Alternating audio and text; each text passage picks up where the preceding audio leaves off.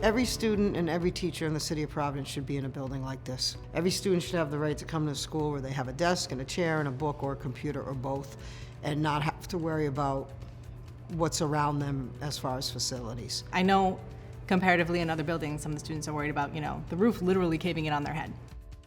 We're asking our teachers and our students to learn 21st century skills, but they're in buildings that were built 100 years ago. The new spaces nowadays are being designed to be utilized. It is centered around technology. It's a whole different world. And it's going to really put us in a spot where Providence schools will be achieving higher academic outcomes, because that's the overall objective here, is to educate our young people in the state so that they can transition into good paying jobs when it's that time to enter into the workforce. So the facility upgrades, as much as anything, send a message to our students: we care, we know, we believe in you, and we're going to be investing millions in you. So it's a huge message, not just to our students, but to our families.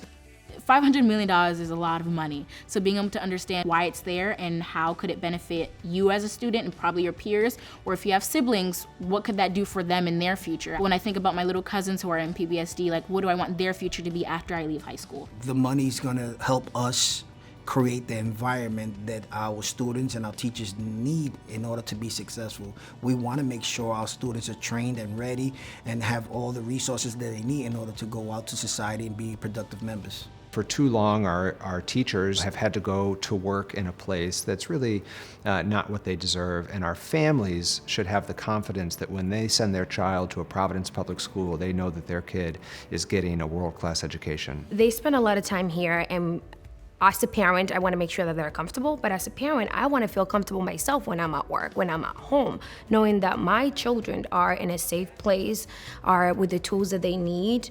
They're not falling behind because they don't have a Chromebook, they don't have a computer. It's kind of like an emotional support, basically, to have all the tools that you need to see all the changes. The vast majority of our families are first and second generation immigrants who work very hard, who believe in us, who believe in education.